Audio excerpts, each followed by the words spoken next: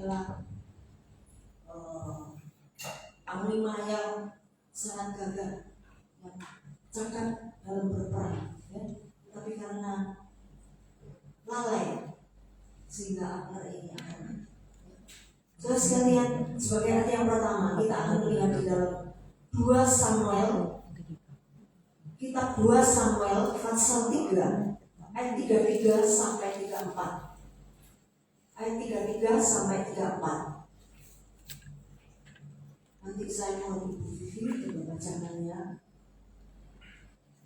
Karena Abner raja mengucapkan nyanyian katakan ini, apakah Abner harus mati seperti orang kebal? Tanganmu tidak terikat dan kakimu tidak dirantai.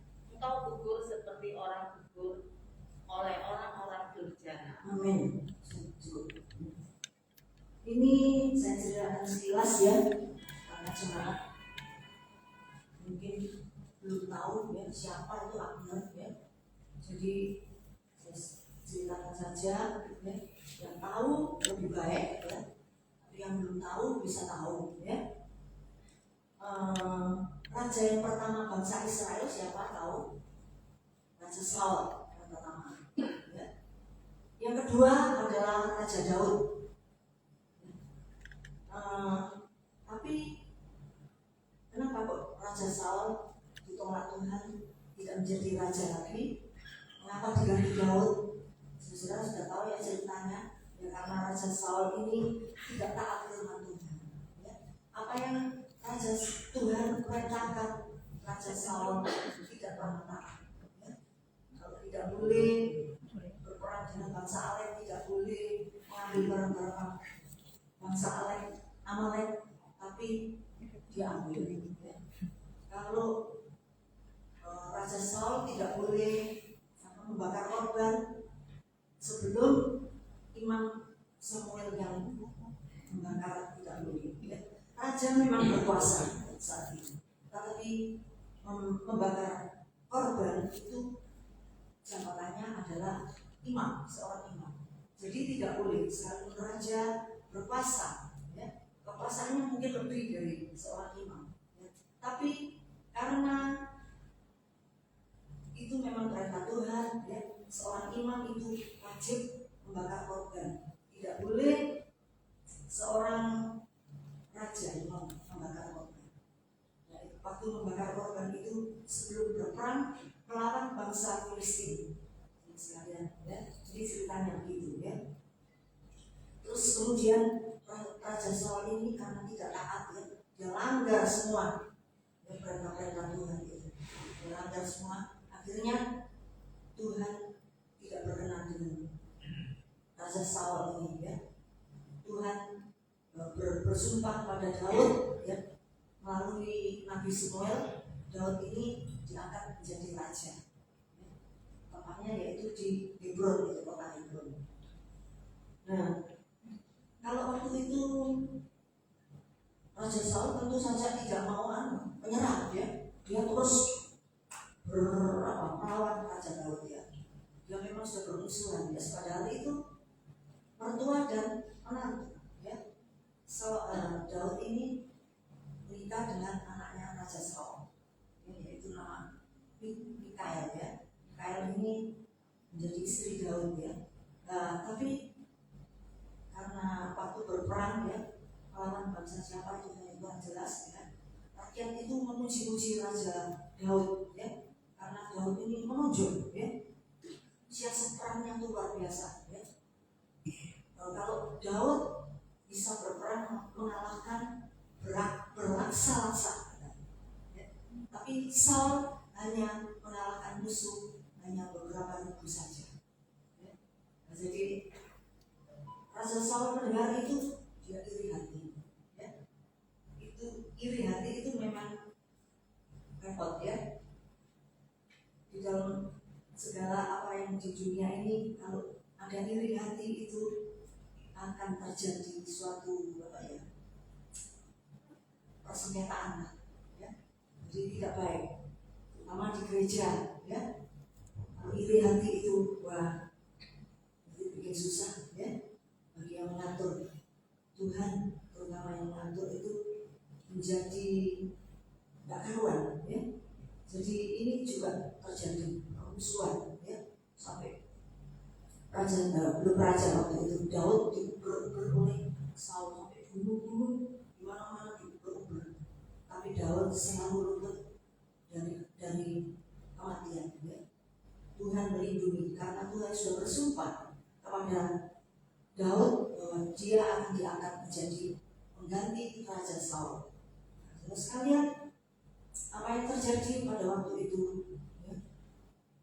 Daud ini mempunyai seorang panglima yang bernama Yoab, ingat ya. Sedangkan Saul dia mempunyai panglima yang bernama Abner. Yang kita bicarakan sekarang ini, pribadi yang kita bicarakan sekarang ini, Abner, ya. Abner ini juga panglima yang agak dan perkasa, selalu menang kalau perang. Juga ini siapa? Yoab ini juga sama. Kalau Abner itu apa yang bang? Kalau orang bahasa Jawanya itu kayak terus nggak bisa ada yang menang, nggak ada yang kalah. Tapi karena Tuhan yang sudah menentukan, ya, pada suatu ketika, ya, ini kita bisa baca di sini. Abner ini berperang dengan pasukannya Raja Saul, sedangkan Daud pasukannya Daud adalah panglima Yoab, ya. Yoab ini juga tangkas sekali, ya. Dan apa yang terjadi pada waktu itu, mereka berperang, ya. Ini Yoab ini punya dua saudara lagi, namanya Abisai dan Asahel, ya. Abisai dan Asahel. Mereka ini yang kecil ini Asahel ini, ya. Ini seperti kijang katanya. Di dalam Alkitab dikatakan begitu, ya. Dia itu jadi harapan lah, ya. Jadi prajurit yang harapan, ya. Bisa jadi panglima kemudian hari kalau masa dewasanya, gitu. Nah, apa yang terjadi? Ini biasanya anak remaja ini sombong-sombongan gitu lah, ya. Dia ini memburu ini Abner, ya. Abner dia bilang, ya, kamu jangan memburu aku, jangan buntuti aku, ya. Abner tahu ada ciri ini nek tusuk sudah mati, ya. Tapi ini anak kecil ini terus memburu terus, ya. Akhirnya daripada dia dibunuh, dia bunuh Asahel, ya, pada perutnya mati sudah. Dan terjadi apa waktu itu? Kakaknya Yoab marah, ya, dan juga kakak yang satunya Abisai juga marah. Dia ingin membalas dendam pada Abner ini, ya.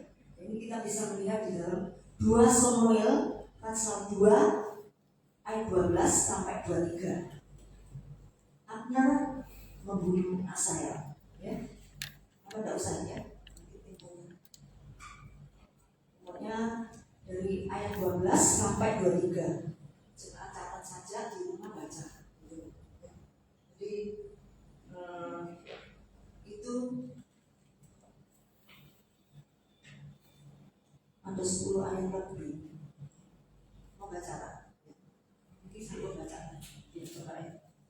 2 Samuel pasal 2 ayat 12 sampai 23. Lalu Abner bin Ner dengan anak buah Esibofet bin Saul bergerak maju dari Mahanaim ke Gibeon. Sebentar ya. Isiboshet itu juga anak Raja Saul, putra Raja Saul. Jadi musuhan dengan ini Daud, ya. Anaknya Saul, ya, tentu dari pasukan Saul. Ya, terus.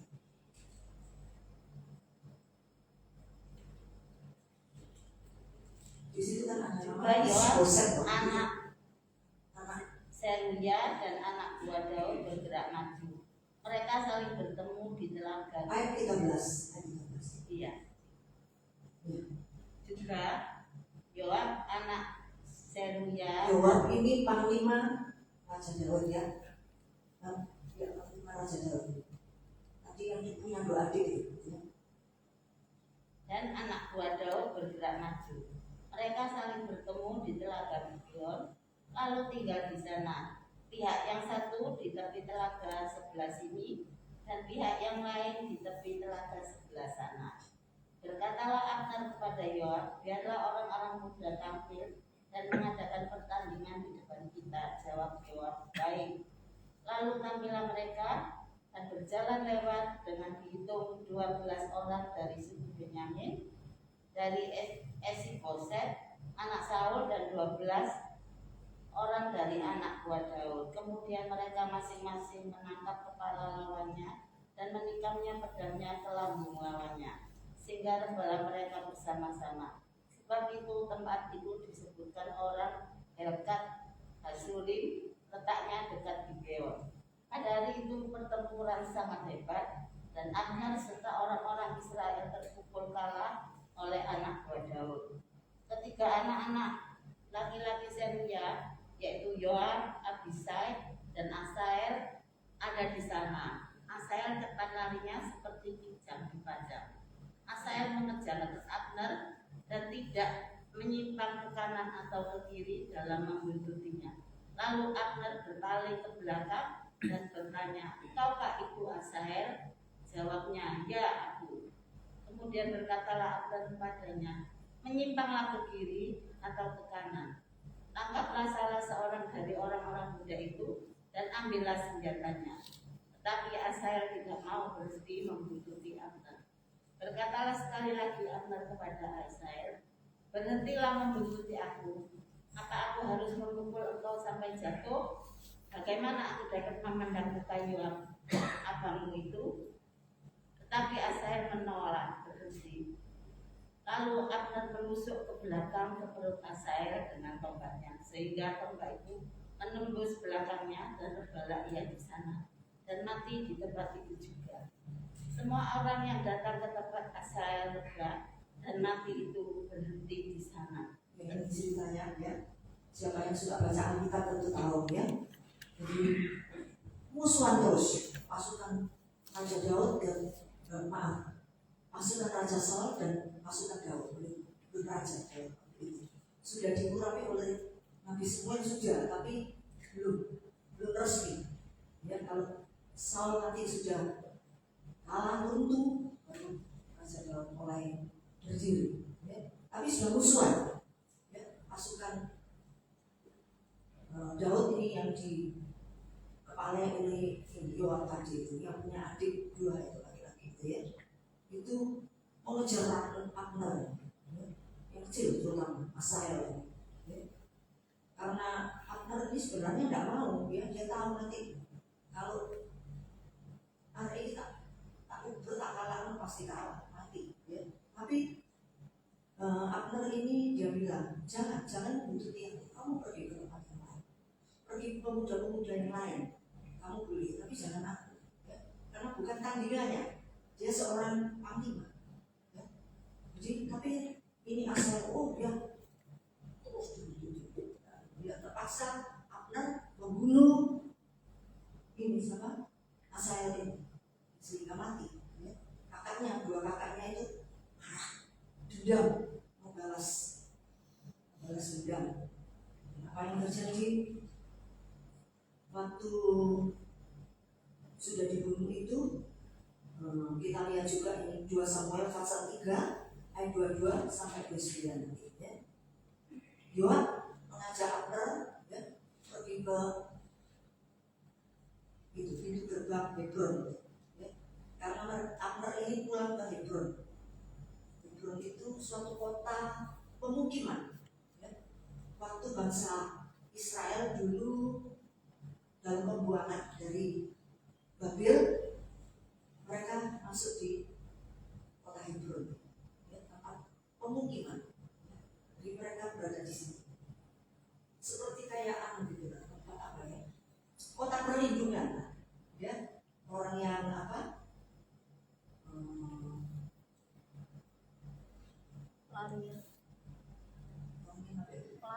ya, kalau orang bersalah gitu lah ya.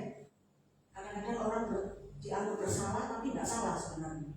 Dia bisa masuk ke kota itu ya, nanti diadili, baru tahu siapa yang salah ya. bebaskan, kalau yang salah dihukum. Ya. Nah ini merupakan kota perlindungan Hebron ini. Ya. Jadi Abner ini juga mau ke situ, gitu loh. Ya nggak tahu gimana kok ke situ dia itu. Ya. Situ ya mungkin mula-mula dia juga merasa khawatir ya, tapi apa yang terjadi? Dia didekati oleh Yoab. Yoab kejar sama adiknya sampai ke kota Hebron, dikejar. Yoab ini Abner ini ditanyain, ya. Berpura-pura mau ngomong apa gitu. Ya. Coba ke samping sini, mungkin begitulah kata-kata menurut kata-kata saya. Coba ke sini sebentar, saya mau berbicara dengan kamu. Tapi ini Abner ini kalau sudah tahu gitu ya sebenarnya dia sudah membunuh adiknya. Kalau menurut saya loh ya, dia harus waspada sebenarnya. Apa enggak kakaknya marah? Ya, kakaknya tentu marah. Ya. Jadi sebenarnya Abner ya jangan mau ya. Masuk saja di kota Hebron. Kalau di situ kan aman. Gitu. Ya. Banyak masuk ke prajurit yang menjaga di sana. Dan ini Abner ini keren loh. Ya. Dia betul panglima yang cakap berperang, siasat perang itu dia tahu dalam suatu. Dia mau diajak ngomong sama Yoab ini. Yoab ini juga kuat, dia panglima yang licin juga ya. Diajak nggak ketolong ya kalau seperti musuhan gitu. Kalau dia benci, adiknya itu dibunuh. Sehingga Abner ini nurut saja. Ngomong apa sih? Mungkin begitu ya. Ngomong apa sih? Ini. Atau ditusuk Abner ini dengan pedang Yoab, ya, sehingga Abner juga mati. Ya. Dan apa yang terjadi? Daud dengar, ya, kalau Abner dibunuh oleh Yoab, ya, panglima Raja Daud. Ya. Betul, Yoab ini panglima daripada Raja Daud, ya, Daud gitu. Tapi si Daud ini orang yang adil dia, ya. Nggak bisa begitu ya, ini nggak boleh, nggak adil. Ya. Yoab harus terima hukuman. Jadi dia marah, ya. Raja Daud ini menangis, ya, seperti yang kita baca tadi, ya. Karena Abner yang pertama tadi ya, Raja mengucapkan nyanyian ratapan ini. Tadi itu yang ayat yang pertama tadi yang kita baca tadi. Ya. Di sini dikatakan karena Abner Raja Daud ini mengucapkan nyanyian ratapan ini. Apakah Abner harus mati seperti orang begal? Begal itu bodoh. Ya. Apakah harus mati seperti orang begal? Tanganmu tidak terikat dan kakimu tidak dirantai, tapi engkau gugur seperti orang gugur oleh orang durjana. Ya, jadi ini Raja Daud ini dia meratap, menangis kalau dia dengar Abner ini mati, ya, yang membunuh Yoab. Ya. Nah di situ Daud mengutuki Yoab, ya. Dia membela Abner. Ya, memang Abner ini dia dengan diam-diam dia punya hubungan dengan Daud, ya, karena Abner tahu bahwa Daud ini sudah disumpah oleh Tuhan, ya, melalui Nabi Samuel bahwa dia diangkat jadi raja. Abner memihak Daud, ya. Saat itu dia waktu itu jadi panglima Raja Saul, ya. Abner tahu bahwa tidak mungkin ya Raja Saul ini akan kalah, ya. Nanti Daud yang akan menjadi raja. Jadi dia memihak Raja Daud, ya, memihak di sana, ya. Nah, sebab itu Raja Daud juga merasa kata-kata daripada Abner itu, ya. Dia mengatakan bahwa Tuhan sudah bersumpah kepada kamu, baginda raja, kalau baginda raja akan menjadi raja seluruhnya, Israel maupun Yehuda, semuanya akan menjadi milik Raja Daud. Dan apa yang terjadi waktu itu, ya, ini apa? Abner ini terlalu bodoh, ya, karena dia sudah, dia kan bukan salah, sebenarnya yang salah itu ya di pihak Yoab ini, ya adiknya ini. Biasanya yang anak-anak muda itu kan gitu ya, kayak ya gimana gitu ya, nguber Abner. Yang di nguber itu dia nggak pikir itu seorang panglima, bukan tandingannya. Ya. Tentu saja dia kalah, ya. Dia belok ini terus langsung ditusuk. Nah, itu, ya. Ini Asahel mati. Ya. Yoab menjadi marah. Yoab tapi Yoab ini membalas dendam pada Abner. Ya. Abner ditusuk juga. Ya. Di waktu peperangan itu memang gimana ya, musuh-musuhan terus. Ya. Musuh-musuhan ini kurang baik sebenarnya, tidak dibenda itu kan sebenarnya, tapi memang sudah Abner memang karena bodoh, ya, lalai dia. Kalau dia sudah bersalah dengan adiknya, tentu kakaknya pasti nggak mau ngomong biasa, pasti membalas dendam. Ya. Tapi dia pikir dia juga enggak, aku juga panglima, aku lebih berpengalaman dari dia. Dia pikir begitu, mungkin loh ya. Aku juga bisa berperang. Ya. Sekalipun aku nggak masuk kota Hebron, tapi aku bisa melawan dia. Pikir dia apa yang terjadi, langsung dibului. Sebab ini berincang dulu gitu kan, ya. Jadi orang yang cepat, ya, lebih cepat gitu ya, pikirannya lebih cepat, lebih pintar. Itu Yoab. Sehingga Abner dibunuh mati. Ini ya sekarang menurut jemaat siapa yang kira-kira salah? Yoab atau Abner? Menurut jemaat gimana? Saya ngerti ceritanya. Saya cerita. Menurut jemaat gimana? William gimana? Yang salah siapa ini? Ya dua-duanya tidak salah ya. Karena Abner ini juga takut dibunuh oleh Asahel, iya toh. Jadi dia bilang, sudah kamu jangan buntuti aku. Apa aku mau pukul kamu kan? Sampai kamu runtuh nanti.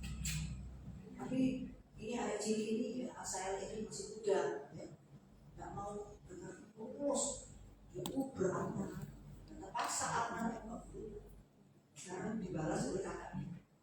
Ya, yang mana yang salah? Ya. Tapi Raja Daud membela Abner. Ini kita bisa melihat di dalam ini. 2 Samuel pasal 2 ayat 22 sampai 29. Ya, terus Ibu Vivi baca lagi. Waktu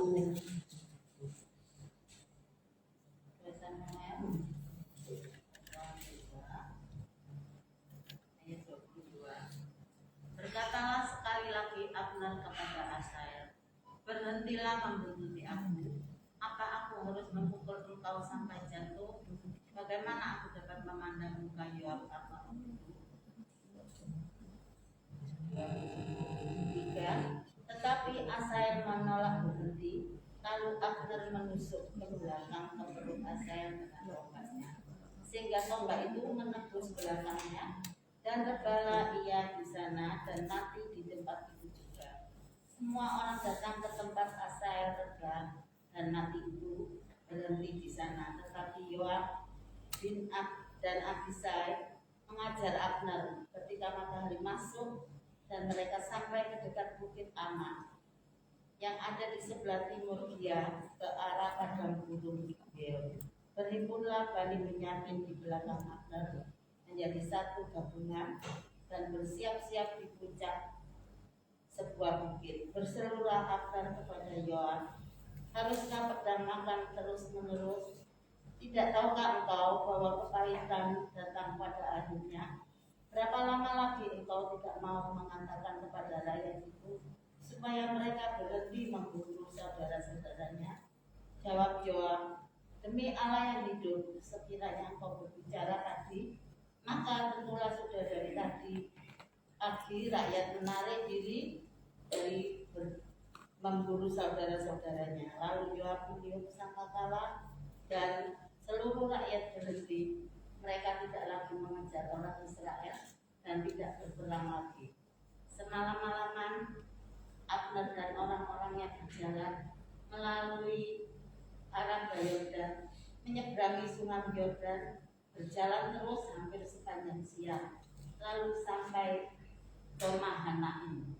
Jadi sebelumnya ini, ya, sebelumnya membunuh Abner ini, ya. Tadinya itu sebenarnya Abner itu suka damai, ya, sebenarnya baik Abner itu. Ya. Dia bilang maksudnya itu kita ini saudara, ya, kita kan para saudara. Pikirnya Abner ini belum berhenti, sudah, tidak perlu, ya sudah Raja Daud yang diangkat Tuhan menjadi raja, nah gitu ya. Tapi ini pasukan Saul ini tidak mau terus, ya, karena apa yang sudah ditentukan Tuhan itu pasti terjadi, ya. Dan itu kita juga harus mengerti firman Tuhan. Apa yang ditentukan Tuhan itu pasti akan terjadi, ya. Alkitab ini tidak membohongi, pasti harus terjadi. Juga ini sumpah Tuhan pada Raja Daud ini, dia akan menggantikan Raja Saul. Terus kita sudah tahu ceritanya, kemudian kita melihat juga, ya, satu persatu, ya, kebodohan-kebodohan apa saja yang dilakukan oleh Abner. Ya. Yang pertama, ya, Abner ini gagal memanfaatkan keselamatan. Ya. 2 Samuel pasal 3 ayat 27 tadi, Abner sudah hampir masuk di pintu gerbang Hebron, ya, yaitu tempat kota perlindungan, tetapi Abner gagal masuk dalam kota itu. Andai kata Abner sudah masuk ke kota itu, ia tidak akan terkenal, karena di sana ada banyak prajurit-prajurit yang melindungi, ya, karena situ kota perlindungan, ya, ada yang melindungi, ya. Jadi karena dia tidak masuk di luar itu gerbang, Yoab boleh masuk Abner, jadi dia tidak salah. Abner ini sombong, ya, tidak memanfaatkan keselamatan. Itu juga terjadi dalam hidup kita, ya, sebagai orang-orang rohani, ya. Apakah kita ini sudah masuk ke dalam pintu keselamatan yang sudah kita terima dari itu? Artinya begitu, ya, sama diartikan rohaninya, ya. Ada satu ayat yang mengatakan, Ibrani pasal 2 ayat yang ketiga. Ibrani pasal 2 ayat yang ketiga. Dan 2 ayat yang ketiga, bagaimanakah kita akan luput jika kita menyia-nyiakan keselamatan yang sebesar itu, yang mula-mula diberikan oleh Tuhan dan oleh mereka yang telah mendengarnya kepada kita dengan cara yang dapat dipercayai, sedangkan Allah meneguhkan kesaksian mereka oleh tanda-tanda dan mujizat-mujizat, dan oleh berbagai-bagai pernyataan kekuasaan dan karunia Roh Kudus yang dibagikannya menurut kehendaknya. Nah itu saudara sekalian, ya, supaya kita ini jangan menyia-nyiakan keselamatan, ya. Sekali lagi saya bacakan, bagaimana kita akan luput, ya, kita akan luput jika kita menyia-nyiakan keselamatan yang sebesar itu. Keselamatan ini kita menceritakan secara rohani, ya, bukan cerita Abner lagi, ya. Yang mula-mula diberitakan oleh Tuhan datang ke dunia mengabarkan keselamatan, dan oleh mereka yang tidak mendengarkannya, mulai memberitakan Tuhan, dan oleh mereka yang telah mendengarkannya, juga para hamba Tuhan yang menyampaikan kabar keselamatan kepada kita dengan cara yang dapat dipercaya, ya. Ada kitabnya, ada hamba Tuhan yang menyampaikannya, tapi mereka yang menerima keselamatan itu mereka tidak menyia-nyiakan. Itu sama hidupnya seperti Abner. Kalau orang yang menyia-nyiakan keselamatan, ya. Saya boleh tanya, apakah jemaat di sini yang duduk di sini ini apa hanya duduk-duduk aja atau percaya kalau ada keselamatan dari Tuhan? Saya ya, ya bagus, ya. Tapi ada yang tidak percaya. Maksud dia iya sih, ya, ada yang begitu, ya. Hanya ikut-ikut saja, senang berteman, senang apa, nyanyi-nyanyi gitu lah, senang cerita-cerita firman Tuhan gitu. Tapi hati itu nggak percaya kalau ada keselamatan. Ya. Maksud sih mati itu ada perhitungannya. Ya. Kita mati itu secara jasmani. Ada kehidupan yang akan datang. Ya. Kehidupan yang kedua, nah, itu masih bertanya, apakah kita berhak untuk menerima itu? Nah, itu kita harus introspeksi diri kita masing-masing. Apakah kita sudah melakukan sesuai apa yang Tuhan kehendaki? Ya, ya. Kita jangan menyia-nyiakan. Ya. Kita seringkali menyia-nyiakan. Menyia-nyiakan itu bukan caranya terus apa, ya. Tapi ya lalailah dengan firman Tuhan itu apa yang Tuhan catat di sini itu dianggap remeh. Jangan tidak apa-apa, Tuhan itu baik. Ya. Tuhan itu baik. Nanti ya diampuni. Jangan seperti itu. Ya. Itu permulaan. Kalau kita masih belum dewasa rohani.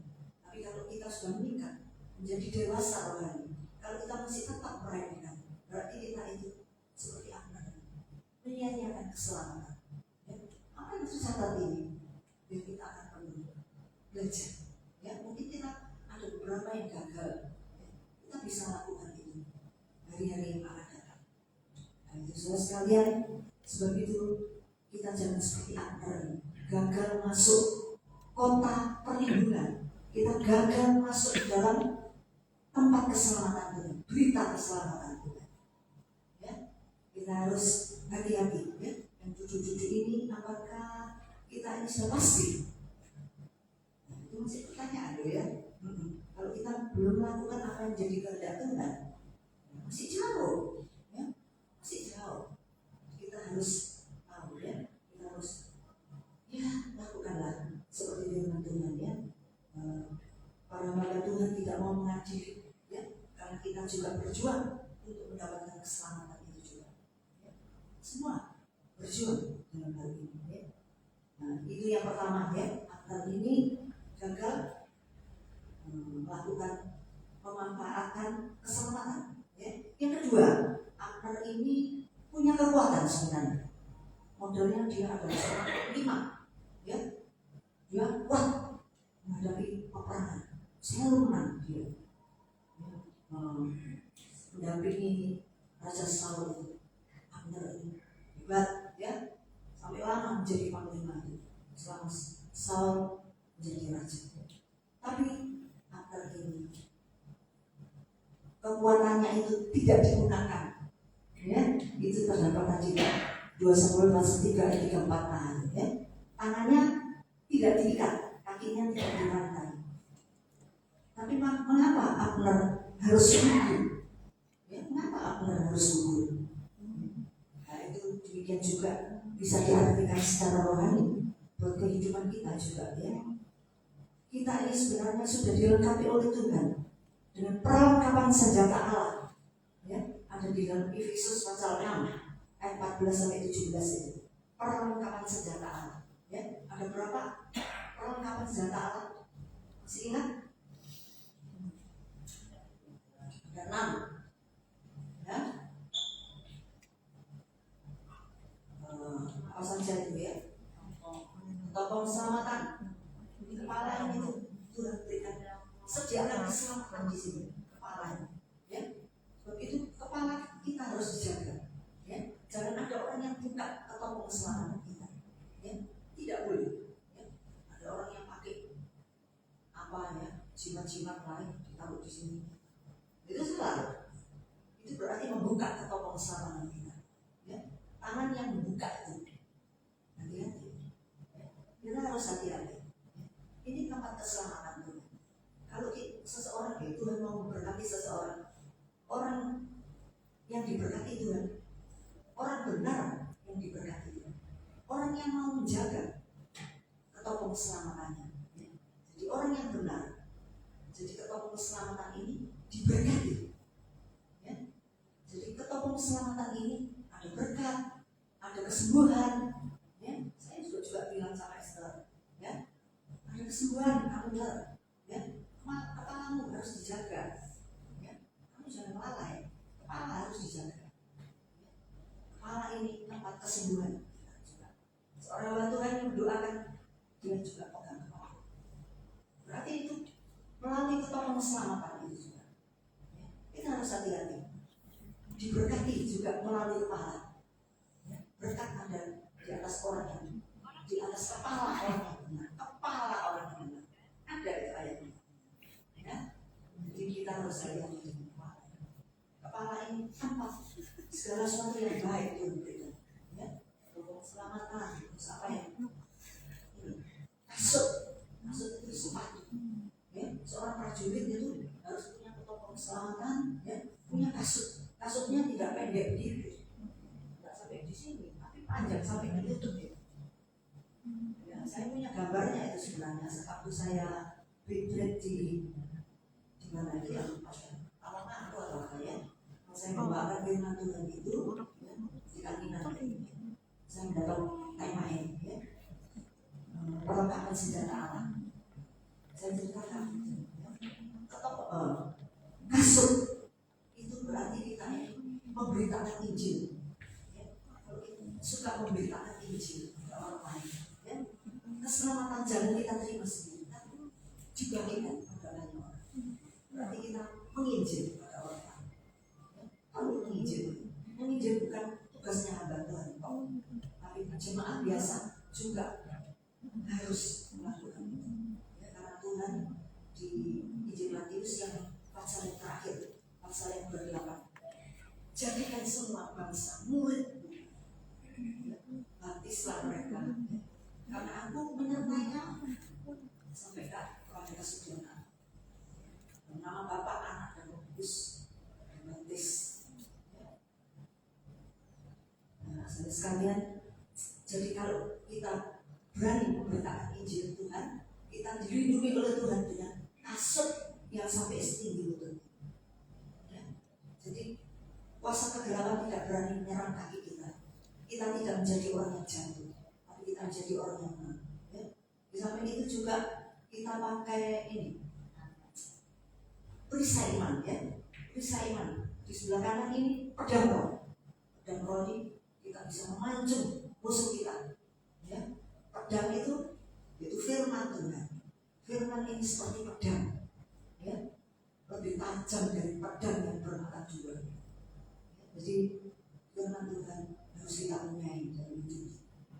Karena firman Tuhan ini tajam, ya, bisa membedakan, ya, bisa membelah antara roh dan jiwa. Ya. Roh memang dan jiwa memang cenderung pada keduniawian, kedagingan, tapi roh pada Tuhan. Jadi harus dibelah, jiwa dan roh kita itu harus dibelah. Itu melalui firman Tuhan. Ditusuk dalam, dibelah, sehingga kita bisa melihat, oh iya, kita harus di pihak roh, ya, yang bisa membawa kita kepada keselamatan.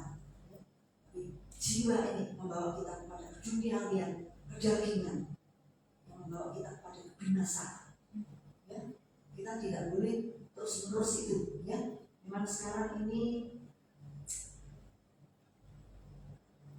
zaman akhir, ya, zaman akhir kita harus berhati-hati. Ya, kita harus pakai pedang roh menghadapi musuh-musuh kita. Kita harus tahu jiwa kita ini perlu perlindungan Tuhan. Ya, begitu kita harus buang jiwa yang penuh kedagingan dan keduniawian. Tapi roh yang menonjol dalam hidup kita, ya, roh lebih tinggi. Tapi jiwa kita harus dibelah oleh Tuhan. Sama dengan sendi dan sumsum itu dibelah. Kalau kita lihat itu sapi yang disembelih itu sumsumnya itu bisa keluar gitu ya. Anjing saya dulu suka makan sumsumnya sapi itu juga dibelah ya. Saya juga banyak membantu. Saya pukul ini keluar sumsumnya. Anjing saya suka sekali ya. Itu bisa dibelah. Itu sama juga bisa dibelah antara jiwa dan roh oleh Tuhan ya. Itu firman Tuhan yang seperti pedang roh itu bisa mempertimbangkan ya. Kalau kejadian-kejadian yang akan datang, kita bisa tahu ya. Di sini masih belum ada, ya. Ada nabi-nabi Tuhan, ya. Makanya ini 5 jabatan ini harus ada satu gereja, ya. Bisa kita bisa punya pengetahuan, ya, menimbang roh. Nanti akan terjadi apa, ya. Ini saya pernah dengar juga nih, waktu masih COVID masih pertama dulu, ya. Itu ada seorang hamba Tuhan yang sekolah itu Islamologi, ya. Sekolah mengenai Islam, ya. Dia tahu orang Kristen juga harus belajar itu supaya mengerti mereka menghadapi orang saudara kita, ya. Jadi dia memberitahu kepada saya, Tante, ini COVID ini tante takut, ya. Ya takut, ya. Takut, ya. Ini nanti ada yang lebih parah lagi. COVID ini tidak satu macam toh, kan. Itu dulu sudah 2 tahun yang lalu itu saya dikasih tahu. Dia bisa tahu, bisa menimbang, ya. Dia bilang ini ada varian-varian, katanya. Beberapa jenis COVID ini yang lain, ya. Ada apa? Varian apa, kan? Varian apa, ya? Ya, banyak macam kok. COVID ini, ya, ada macam-macam, ada yang kulit apa juga ada. Saya delta ya juga ada. Jadi mengerikan itu, ya. Dia sudah bilang, ya. Oh saya iya nanti lihat sudah terjadi 2 tahun yang sekarang ini, ya, sekarang. Ya. Saya juga orang ini bisa menimbang orang. Itu perlu kita juga punya, ya, di gereja ini punya seorang nabi yang bisa menimbang roh. Nah, itu. Rasul, ya. Rasul itu juga sama dengan nabi, hampir sama dengan nabi. Terus ini tunjukin nabi, ya, nabi ini penggala, ya. Ini penginjil, ya. Terus ini apa yang ini kita guru, ya. Jadi ada 5 jabatan di gereja itu harus punya, ya. Itu kalau gereja yang gede-gede itu, ya, di Bukit Zaitun itu, wah dia punya lengkap, ada nabi, ada rasul, ya. Lalu, ya, di sini belum ada apa-apa. Saya sangat sedih juga, ya, menjadi gereja yang sempurna pada waktu datang itu, ya. Sebenarnya harus ada, ya. Walaupun kita kecil tapi ada jabatan satu. Kira-kira TV jadi apa sih? Ya, minta dukungan, ya, supaya kita bisa membedakan, gitu, ya. Nah ini juga ini sama. Yohat ini punya kekuatan, ya. Dia panglima yang kuat, tapi dia meremehkan, ya. Tidak digunakan perlengkapan senjata Allah, ya. Ada roh, firman Tuhan, perisai iman. Perisai iman itu, perisainya itu apa, ya? Perisai itu gede, ya, gede, tameng gitu, ya. Gede dari kepala sampai kaki, tamengnya seorang prajurit, ya. Jadi tidak bisa ada panah memperdayakan kita. Wis ini semua tamengnya itu semua, ya. Juga apalagi itu dan roh yang bisa dengan baju sirah, ya. Baju sirah kita ini harus ada juga. Baju sirah itu keadilan. Kita perlu adil dalam hidup sebagai umat Tuhan, ya. Kita harus adil, ya. Kita tidak boleh membela yang satu kalau membela yang lain, ya. Jemaat-jemaat kita itu harus kita layani dengan adil, ya. Ini seringkali kita tidak adil, ya. Manusia memang tidak adil, sama anak saja bisa membeda-bedakan. Ada anaknya yang seperti itu anaknya yang banyak, ya. Bisa tidak adil, karena yang satu dicintai, karena yang satu tidak dicintai. Ada itu, ya. Tidak tahu menurut, ya. Gimana saya tidak tahu, ya. Saya sebelumnya itu tapi saya tidak tahu, ya. Ada orang yang begitu, ya. Oh, aku ini dulu, ya. Ini sih harapkan. bisa kita terima ya. Nah ini kita harus tahu juga tokoh keselamatan, baju sirah keadilan, ikat pinggang kebenaran. Ikat pinggangnya bukan harus senjata sama baju ya. Itu kalau orang yang diikat pinggang itu kan siap gitu ya, seperti siap mau berperang, jadi siap siaga kita ya. Ikat pinggang itu kita bisa memegang kebenaran, siap untuk melakukan kebenaran. Nah itu kita harus siap ya. Jadi suatu waktu, ini firman ini kita pelak orang yang salah ya. Bukan kita musuhan, bukan ya. Kita bisa melihat orang ini salahnya ini loh. Jadi kita tegur dengan kasih ya. Tapi orang itu memang seringkali tidak ngerti ya. Kalau ditegur katanya Tuhan ini membenci aku dan lain-lain ya. Tapi sebenarnya suatu teguran itu harus diterima ya. Karena seorang hamba Tuhan itu pendeta GBT ya, wah bagus kan, ditegur oleh yang pusat, disuruh turun, berkhotbah disuruh turun, gimana ya perasaannya? Suruh turun, diam dengan rendah hati. Nah itu patut ditiru ya. Itu bagus sekali. Sekarang dia menjadi mempunyai gereja yang luar biasa, yang berhasil ya. GBT itu terjadi ya. Suami saya wah hamba Tuhan itu bagus. Suami saya bilang ya, dia rendah hati, dia dapat orang banyak, suruh turun dia, dia bisa memaafkan. Nah itu wah bagus, itu luar biasa ya. Sekarang dia menjadi hamba Tuhan yang sukses. Itu patut ditiru ya. Jadi kita harus tetap pegang kebenaran itu menghadapi banyak pikul salib dan menghadapi banyak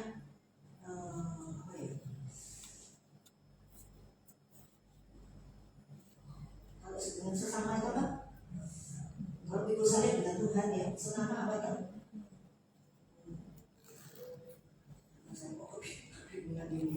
Sesama itu bisa mengalah begitulah ya. Itu bagus ya. Kita ada belajar masih tidak bisa ya. Kalau aku tidak salah, kok aku mau mengalah kan gitu. Iya kan? Tapi Tuhan itu tidak begitu. Justru Tuhan menuntut itu ya. Tuhan menuntut itu. Kita bisa itu, wah kita menjadi orang yang berhasil ya. Nah ini partner ini kasihan ya. Dia tidak terikat tapi dia tidak bisa mempergunakan ya, kekuasaannya itu ya. Dia tidak punya pedang roh Tuhan ya. Tidak punya bisa mempergunakan senjatanya, padahal dia lengkap senjatanya diikat pinggang itu partner ya. Sama kalau orang Kristen yang tidak bisa mempergunakan perlengkapan senjata Allah, kalau kita menghadapi musuh ya, kita bisa pakai pedang roh, kita bisa pakai perisai itu apa? Iman kita ini sebagai perisai ya. Jadi kita harus bisa tahu ada arti-artinya semua. Karena saya bawakan di Tawaman itu ya, di waktu di Kaminan itu saya bawakan tema itu perangkat senjata. Juga sulit saya berbulan-bulan mempersiapkannya, juga tanya Tuhan ya, dan menyelidik juga ya. Nah ini firman Tuhan ini Ibrani pasal 4 ayat 12 coba. Ya.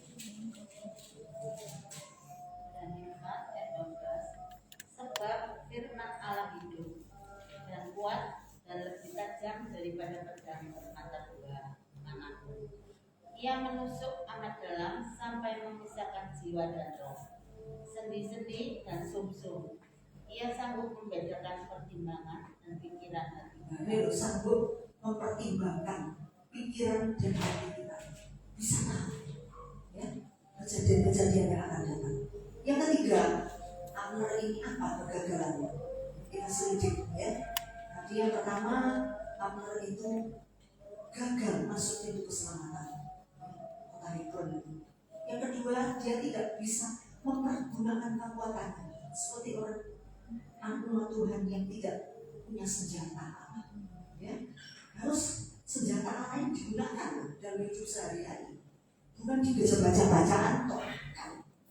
Ya, cuma senjata itu coba itu sedikit itu harus digunakan dalam hidup ini. Ya, supaya kita boleh mengalami kemenangan. Nah, gitu. Ya. Nah, yang ketiga, persekutuan ini partner ini bersekutu dengan yang tidak bijaksana, ya, yang gelap, dia memasuki melutai sama Yoab ini. Berarti perkara gelap yang akan membunuh dia. Perkara gelap dia tidak bisa mikir jauh. Padahal dia panglima yang cepat, ya, cerdas tangkas. Itu dia bodoh sekali. Dia gelap pikirannya, tidak tahu. Dia manut tadi Yoab, ya, manut tadi Yoab gimana? Pergi ke nyamping, tidak masuk ke kota Hebron, belum masuk itu gerbang itu. Jadi tidak ada penjagaan, jadi busuk, ya, tidak bijaksana, ya. Persekutu dengan yang gelap dan tidak bijaksana. Demikian juga kita, ya, sebagai umat Tuhan ini, kita ini juga harus menjauhkan dengan perkara-perkara yang gelap, ya. Tidak boleh bergaul dengan iblis, ya. Kita harus jangan menjadi orang yang bodoh, karena iblis itu apa? Kisah pasal 3 ayat 10 itu dikatakan iblis itu punya rupa-rupa tipu daya muslihat, kejahatan dan musuh kebenaran, ya, musuh yang benar firman Tuhan, ya. Dan juga tidak di sini iblis ini diusir oleh Rasul Paul, ya, yang pernah Rasul Paul mengusir iblis itu, yang iblis ini mempengaruhi seseorang yang menghadapi dia, ya. Itu saya menghadapi masalah apa itu, ya.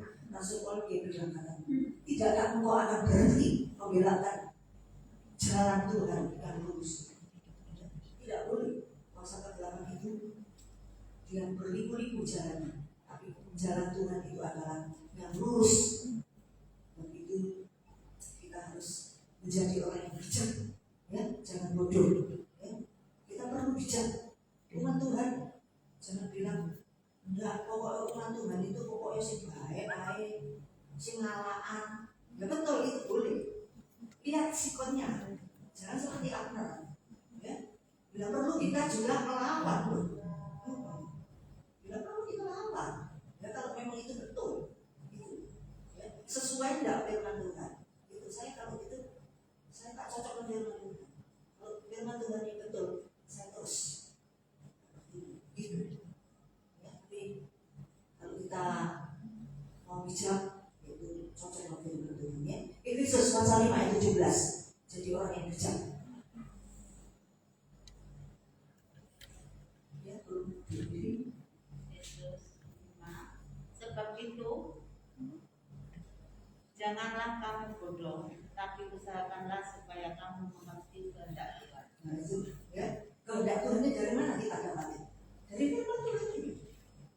Makanya kita jangan lalai. Firman Tuhan harus kita baca tiap hari, sebisanya. Satu pasal ya tidak apa-apa kalau tidak ada tipu. Kalau ada tipu lebih nggak apa-apa. Kalau memang ada tipu. Satu pasal itu harus dihayati, ya. Bukan baca-bacaan tok gitu, bukan. Ya, dimengerti. Yang nggak ngerti boleh tanya. Di sini kita semua, ya, supaya kita mengerti. Bisa jelas, jemaat sekalian. Ya, sekian firman Tuhan, ya. Kita harus bijak, jangan seperti Hagar, ya. Punya kekuatan, tidak terikat tangannya di rantai dan sebagainya, tapi dia tidak bisa mempergunakan modalnya, kemampuannya. Nah, itu Akbar, ya. Kita punya perlengkapan senjata alam, tapi tidak mampu melakukan.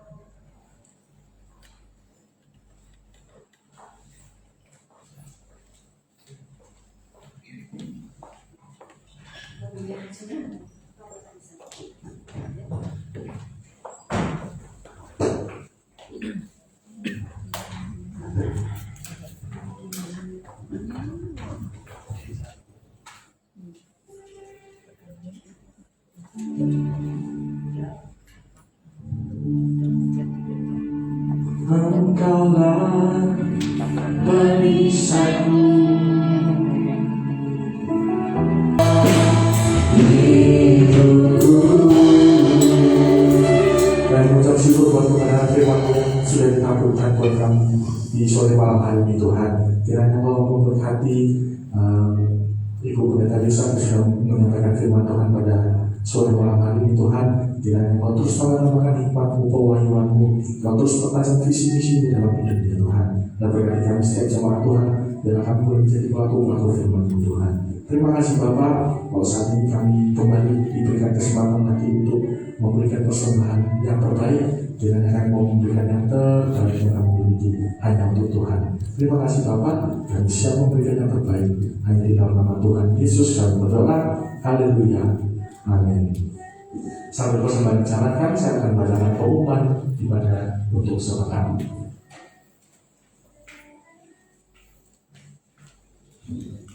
Hari Selasa akan ada ibadah doa malam dimulai dari jam 7 malam sampai dengan selesai. Lalu kembali hari Sabtu akan ada ibadah Yud Doa Muda dimulai dari jam 5 sore sampai jam setengah 7 malam.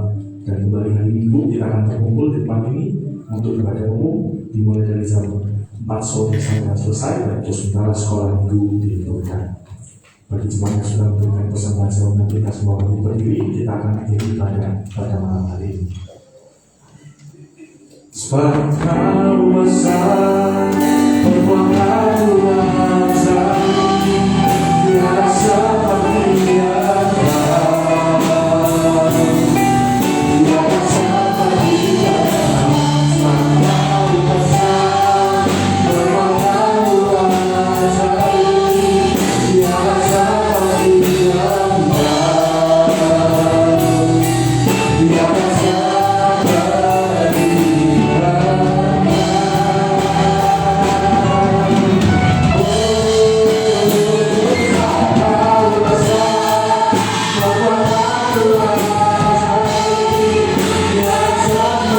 Tuhan.